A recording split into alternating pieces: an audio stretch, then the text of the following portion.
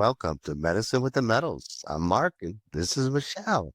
So, good morning. We are great guests So today. Monday for us today, which is kind of fun. We Yeah, usually do this on Wednesday. yeah. So, we got some great things happening in the community. Let's just do a shout out to one of our sponsors, Mama Dose. Mama Dose, all things microdosing and macrodosing. Mama's Functionals. And then we got the Plant Medicine Path community, big community they're starting to build up over there for people that want to get their retreats on there, their events, their courses, education, information, building a community kind of right outside of Facebook with all those regulations. Integration coaches. Mark and I got permanently banned from Facebook for being truth tellers, and that just inspired us to start our own community. That's what happens in this world of truth, doesn't it? We got a great guest today, we always talk about this PTSD. We talk about this with first responders, veterans. I think they all fit in that same category, So let's introduce our guest this morning. His name's Paul Walton.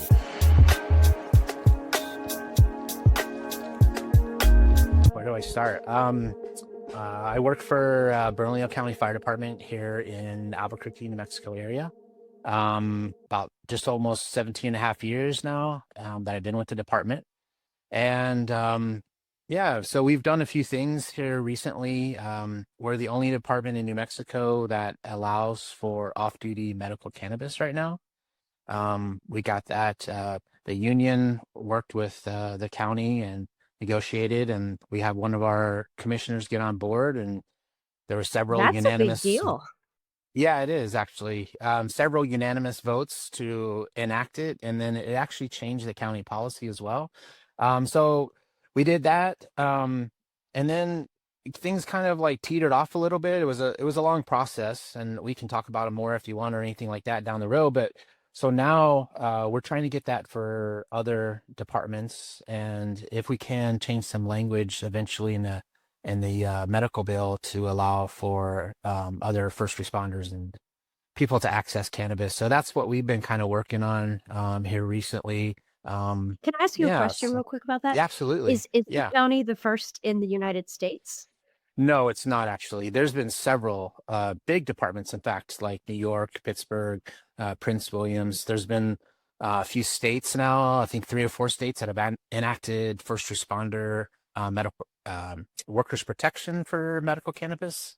So it's happening, and there's several others, outliers here and there. Actually, the whole city of Phoenix changed their drug policy as well to not randomly test for THC. And basically, the rules, same thing for the county. You got to look at what the feds test for and what they require. So FAA, a lot of people, if you have a weapon, carry a weapon, and then CDL, so anything like DOT, rail yards, like all that kind of stuff that the feds have to test for, but the states don't actually require that at a state level. So yeah. We're here to talk about psychedelics, but cannabis is our but cannabis is sort of our big sister, right? I mean, we are where cannabis was 15 years ago, maybe less, maybe 10 years ago. That's why I think it's important to talk about it. If you look at things like cannabis, obviously there's been a lot of testing on it. There's been a lot of results to showing, and we've seen that in our firefighters so far.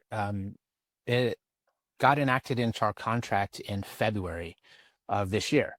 So we've seen guys talk less anxiety, better coping skills, sleeping better is a big one, less drinking or quit drinking alcohol is another big one, better family interactions and better family time. So we've had a few guys say that it saved their life, and I mean, honestly, it was probably helped me in that regard as well.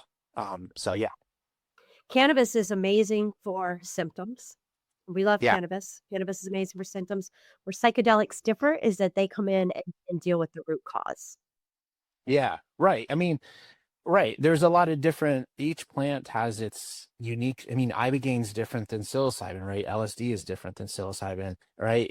Peyote, ayahuasca, they all have their sort of like unique sort of things that they do for Absolutely. different, medical things. So yeah. Yeah.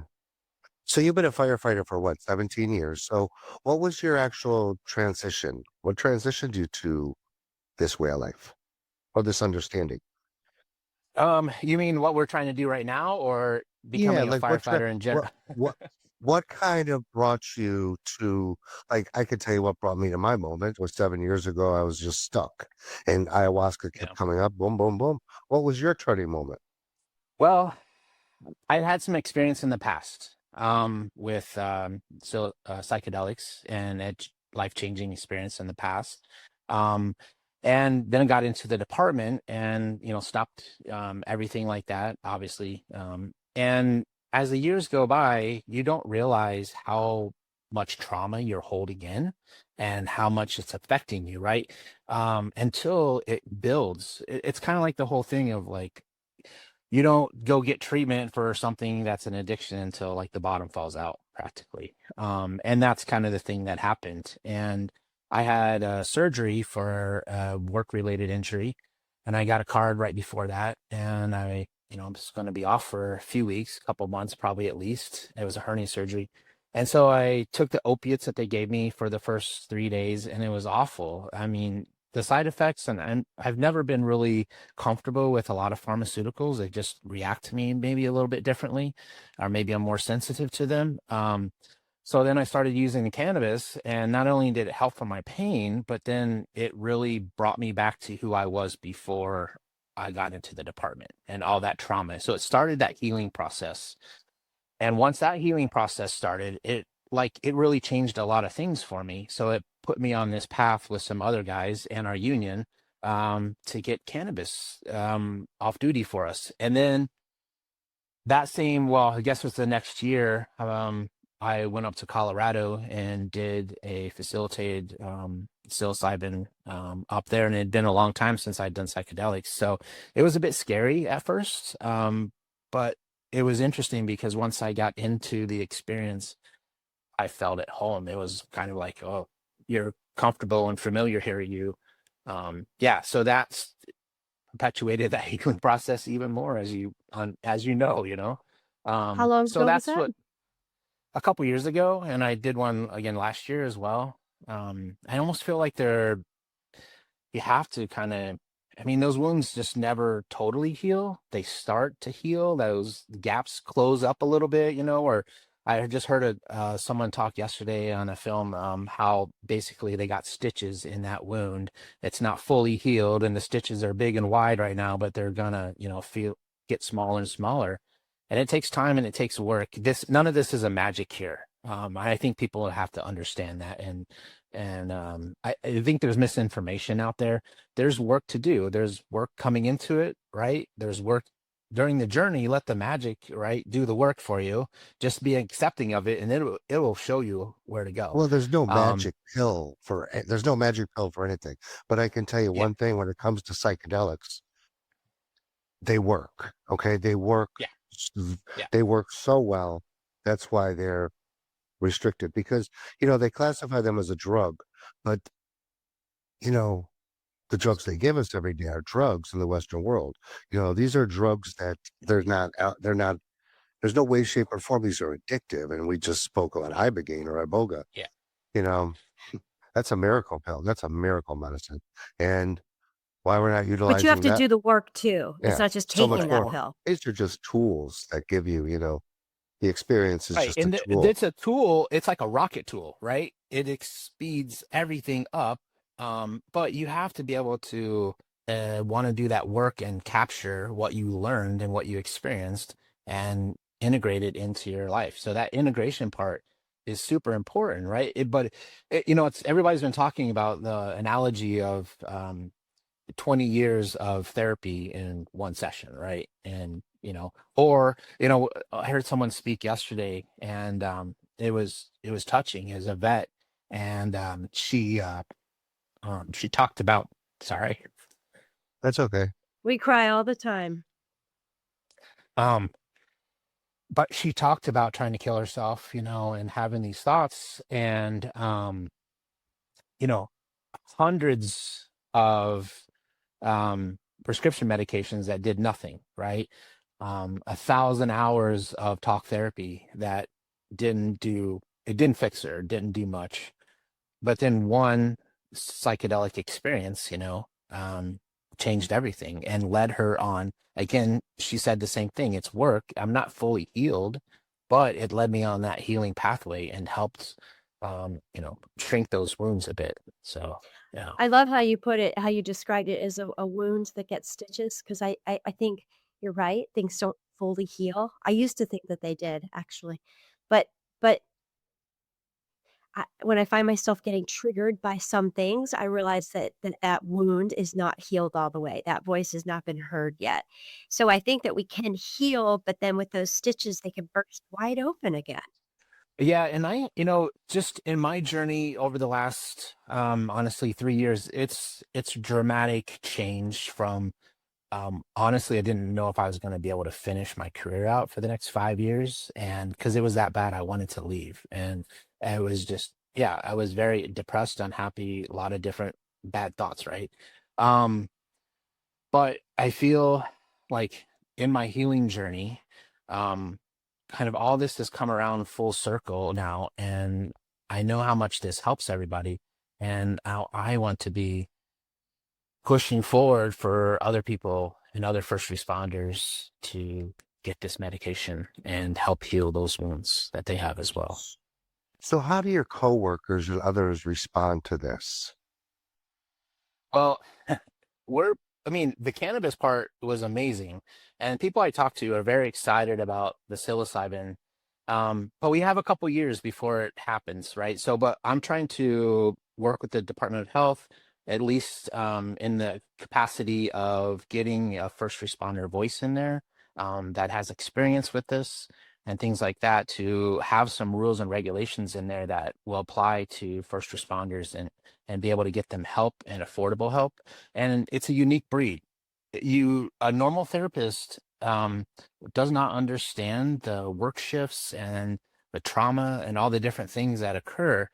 So you need someone that really is specialized in dealing with first responders and cracking that hard shell open and allowing them to have some feeling and some healing. Yeah.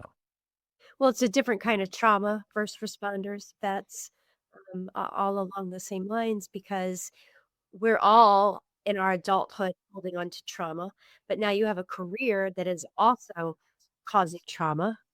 Yeah, It's a different, that's why exactly. Mark and I talk about it differently, from first responders to vets. Yeah.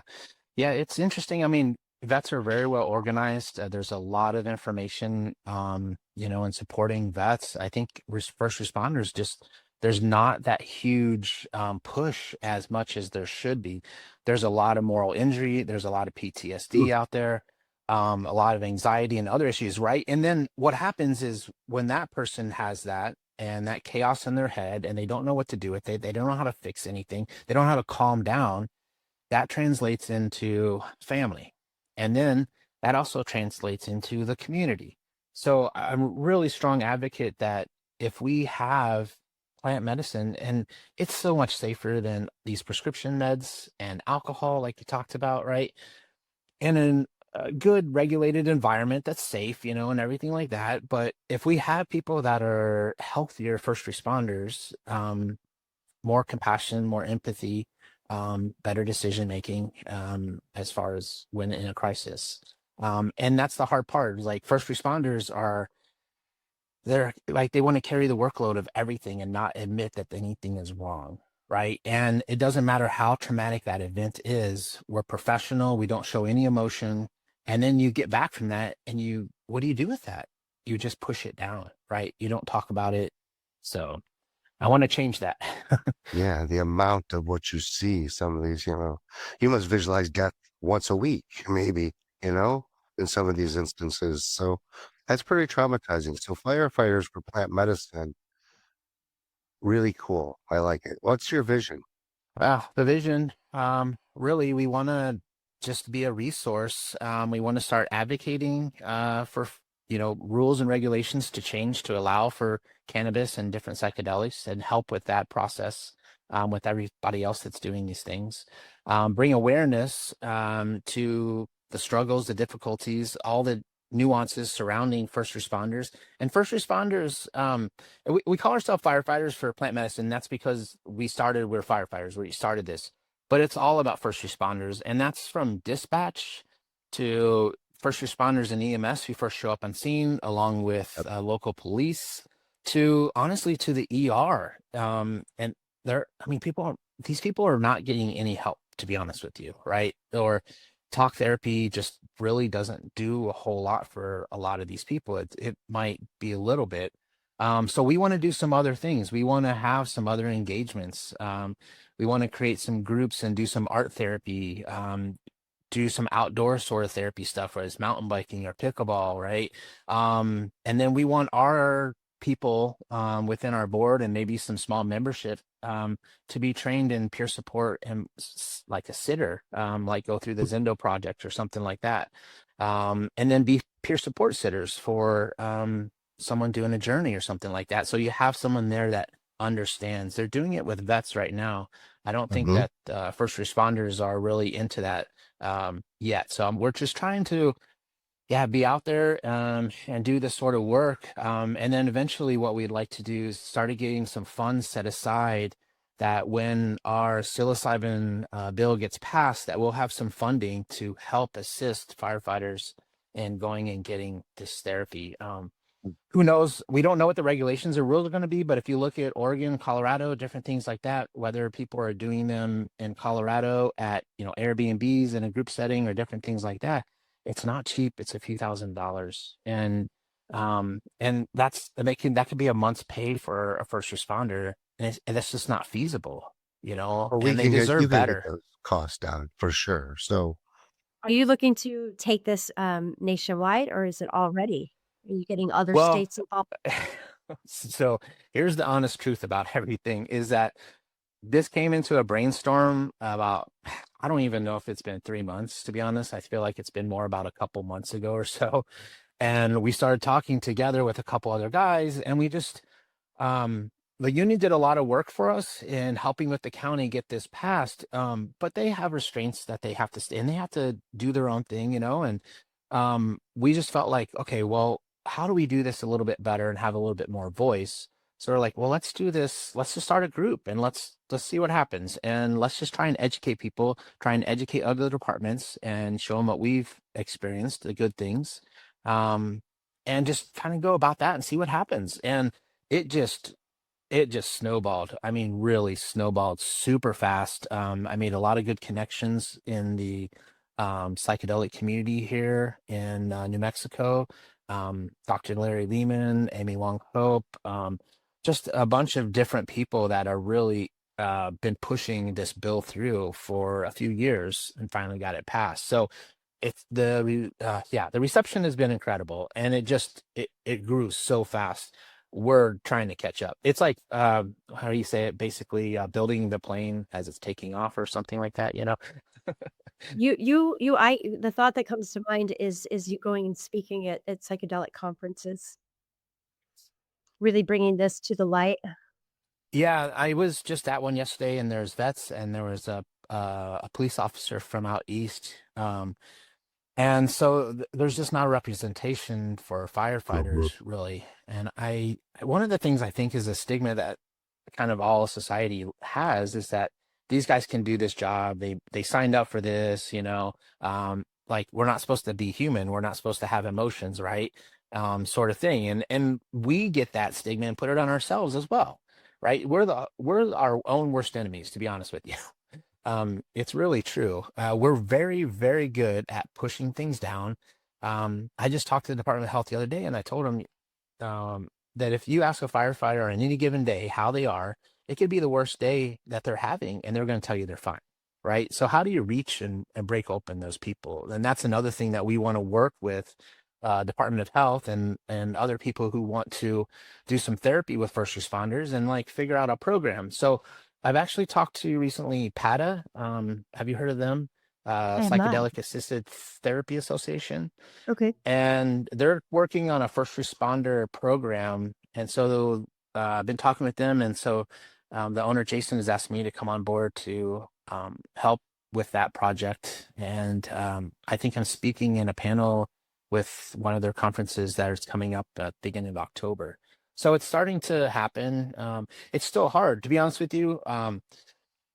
There was a vet yesterday, Chris, that did a lot of testimony for psilocybin, the legislature, who helped to get the bill passed through. And he spoke yesterday as well. And I told him afterwards, I was like, man, that's really hard when to tell your story and your weakness, right? And your vulnerability. And it's difficult because there's times when I tell my story and I'm okay.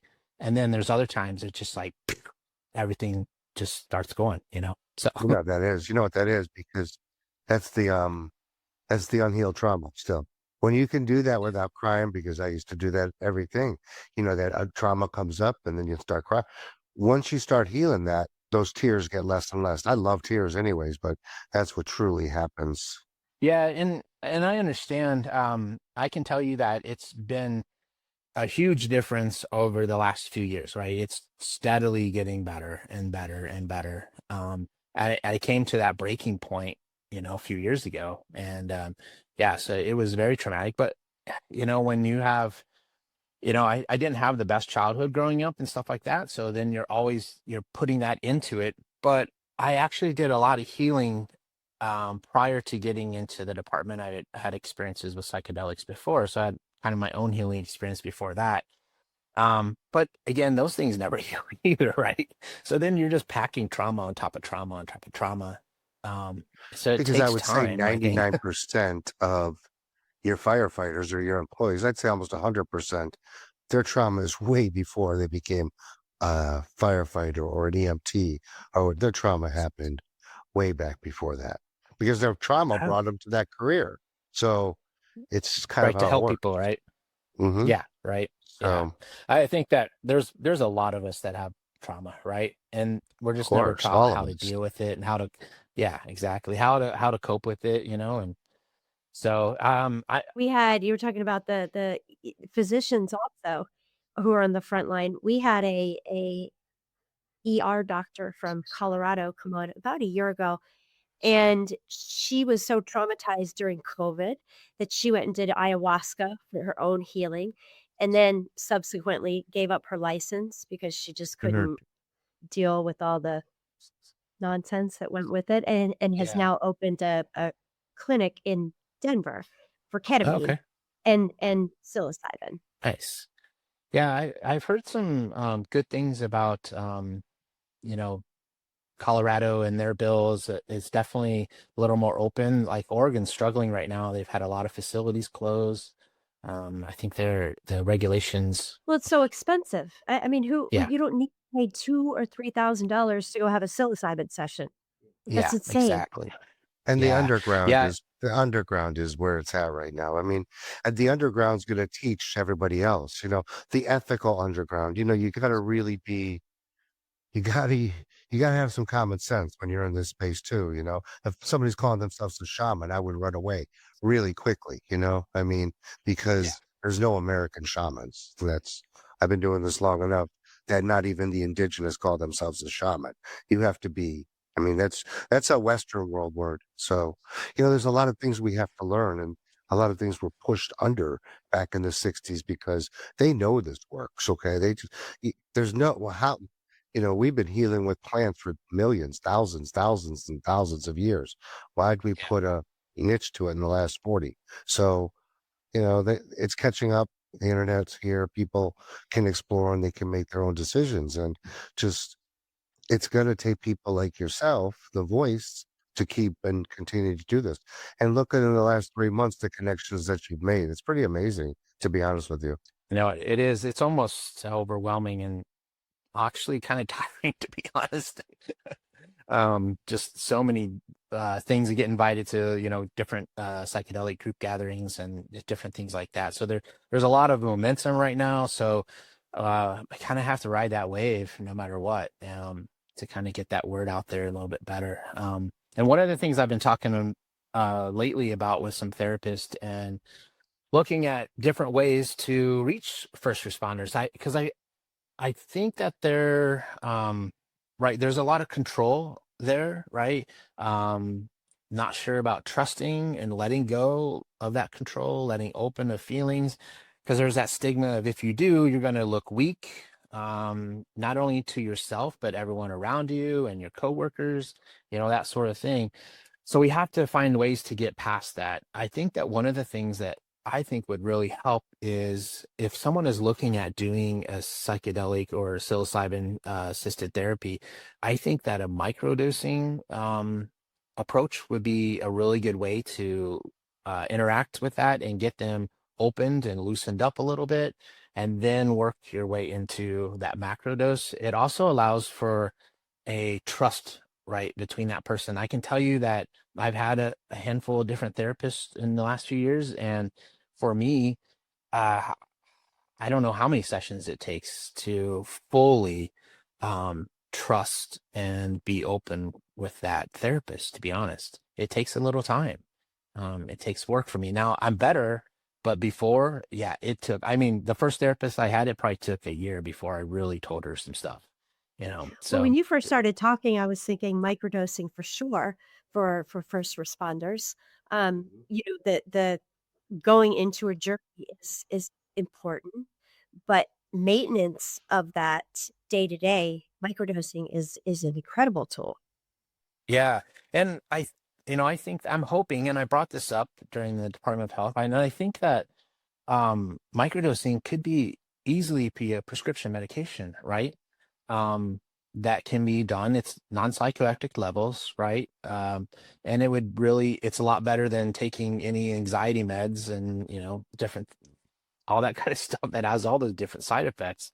This is much better. And it's been shown, right? We've just seen where, reducing life in, mice and different things like regenerating cells. We know the neuroplasticity and all that kind of stuff. So just even small doses, they've shown that can really do a lot of good for your body. Yeah, because And you so, start yeah, building a relationship with that medicine. You start removing that stigma after a while and saying, this isn't what I'm not jumping off a building or this isn't making me crazy. It's then you start seeing that clarity, and almost all those people will explore deeper with psilocybin, especially. Well, the medicine calls them to go deeper for sure when they've been microdosing. It's just inevitable. And then another beautiful thing that happens is people start letting go of things that no longer serve them. Alcohol, cigarettes, those are my two big ones that come to mind. But yeah. relationships that aren't successful, a job that isn't working out for them. I mean, you start to understand what real love for yourself is, and that is how we start letting go of these things that don't serve us anymore. Yeah, you yourself go on that healing journey, right? And you understand that it's like I'm actually important and I should take care of myself a little bit better and not let someone else dictate how I should feel. So that there's a lot of all this growing data on psychedelics and cannabis, and they all fit in this whole class of plant medicines to me. So, like for Yeah. PTSD, for anxiety, for depressions, for traumas, I mean, the science is there. So, how do we bridge that gap? I mean, I think we're starting to do it, and you're starting to do it, but you know, I still want to go back to that question again. How do you get negative responses, especially when it comes to psychedelics? Or I can see cannabis, but psychedelics. I really haven't gotten any I haven't talked to everyone. This hasn't been a big thing yet for pushing through firefighters in the department or anything like that, right? Because they're still enacting the regulations and everything like that. But the people I do talk to are very open to it. And they're hearing a lot of information about it, right? Through news and articles and all kinds of stuff. It's everywhere. It's everywhere. I mean, was it last year? I think the FDA called it a breakthrough therapy. um and then, so different things like that, people start hearing that and they're like, oh, okay, I'm curious. But I do think that, and I would like to understand this a little bit more, but way I'm hearing things from firefighters right now that are allowed to use cannabis off duty, I feel like that is actually softening them up a little bit in that regard itself. So I wonder honestly how this would affect more openness to do a macro dose, and skip over the micro.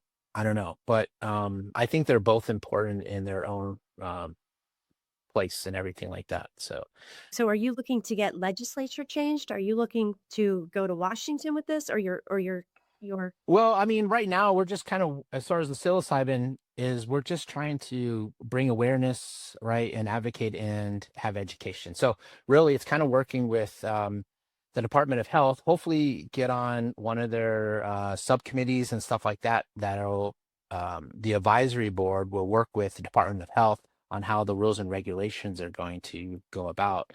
So our thing is that we just want to bring awareness to first responders, make sure that we have access to it, right? And possibly even set up some kind of, whether it is an equity fund for first responders to help with therapy, or possibly maybe it's even some kind of discount or reward system for facilitators that would possibly do it at a discount rate or something like that, and at least get some kind of funding to kind of help out with that. But making sure that first responders are in those rules and regs to be able to, have access. What we're really trying to do with the psilocybin is just work with the Department of Health and try to get on subcommittees to the advisory board that works with them and getting the rules and regs set up to make sure that at least we have access to it. We're not denied any kind of treatment or anything like that. And then hopefully have some kind of special amendment or something like that that would help make it more affordable, whether the state kind of chips in a little bit or something like that, or give rewards or discounts to facilitators that would help at maybe a reduced rate possibly or something like that. Yeah. and many would. Many would. Just in the short time to see the benefits, though, the benefits these guys will get, which I just feel like the short time instead, because legislation, all that bullshit's going to take so long to do. In the short time, the benefits for these medicines are so important, and just stories like yourself and others to express, psychedelics are not for everybody. That's for sure. Yeah, I mean, it's not without risk. Cannabis isn't without risk, right? And I heard that a lot when we work on the cannabis stuff, and I'm sure I'll hear it more with the psilocybin stuff from outside the department. I've had nothing negative said about it at all, and I've had very rare instance where someone has said something negative to us about getting the cannabis passed. There's been a few, but not many.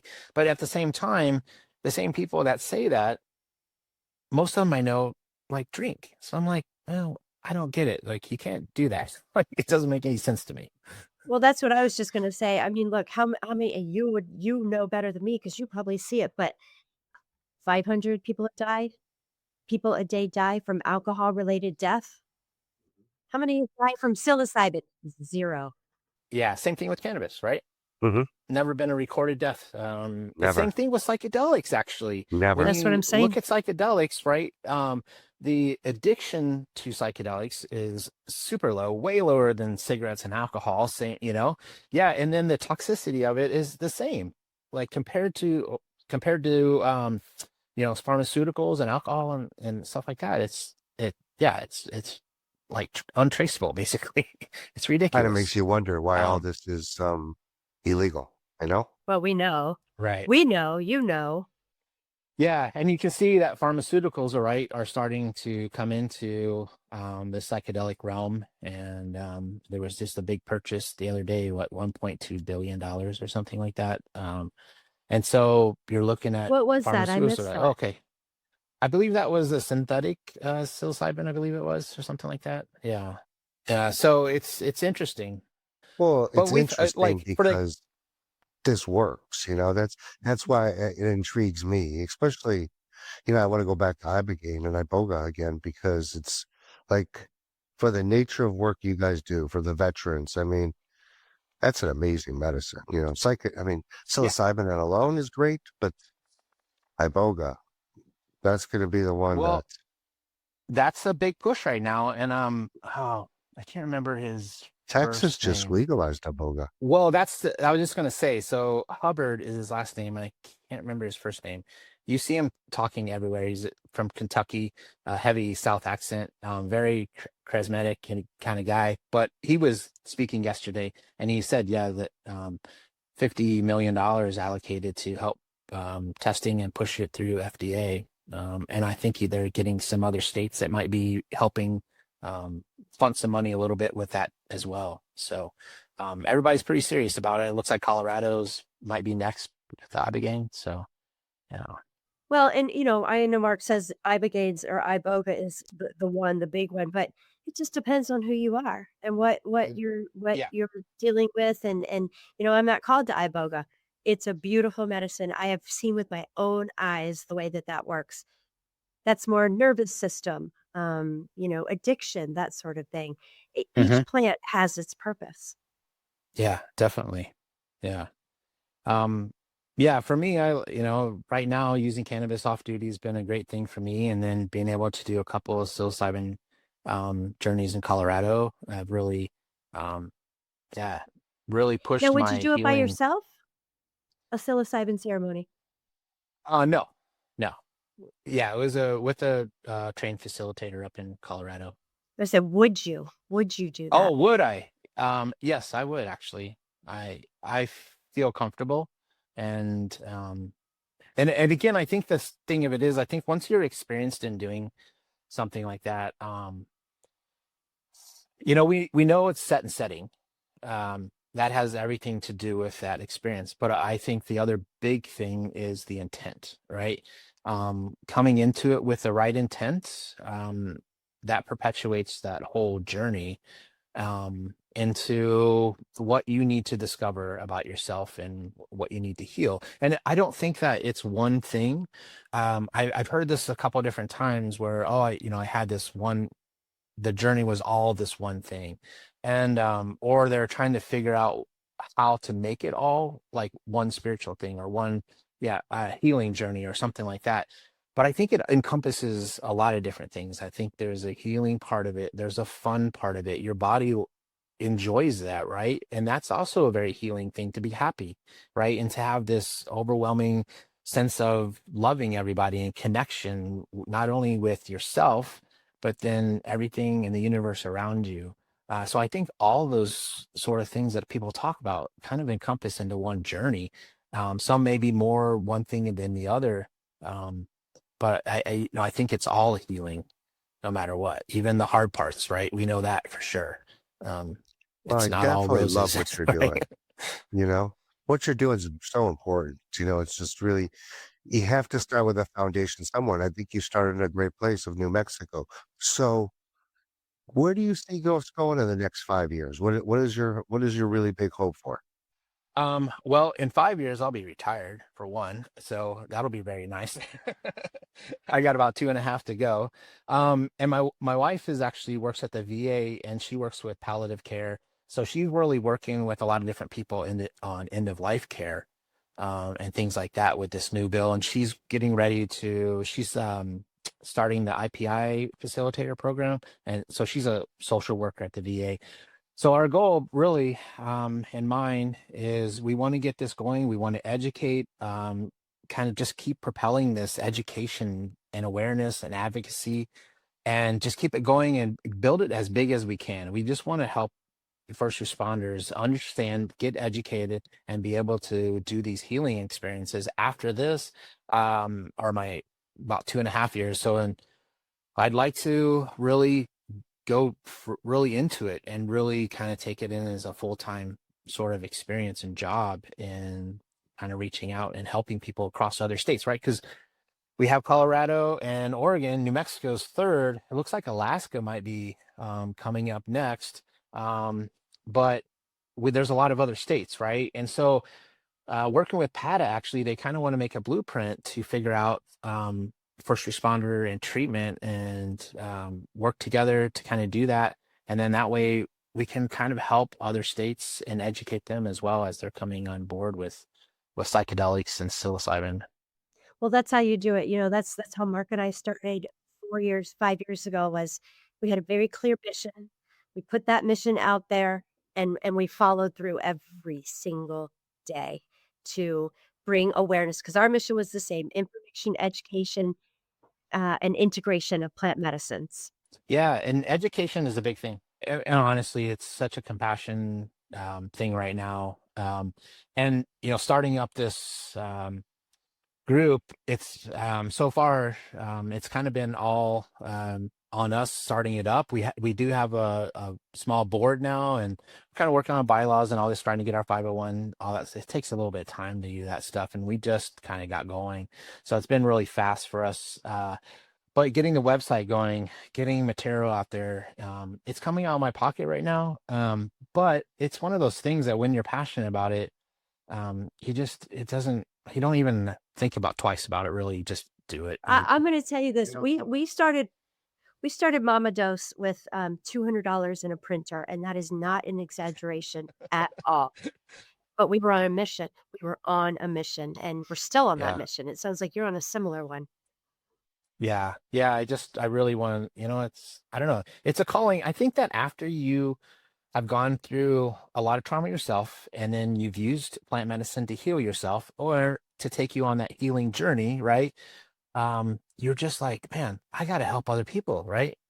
That are in I know there's other people in my similar situation. There's a lot of guys like that. So it just becomes this thing of, yeah, all right, well, that's my thing. I have to help people. So we just started our website, kind of a semi-soft start. We just needed to get some information up super fast because we've just been growing so quickly. But it's firefightersforplantmedicine.org. And we're just really trying to educate, advocate, and bring awareness for firefighters for plant medicine, and so that we can get better access to off-duty use, whether it's cannabis or the psilocybin therapy as it comes up. Oh, we just pause again.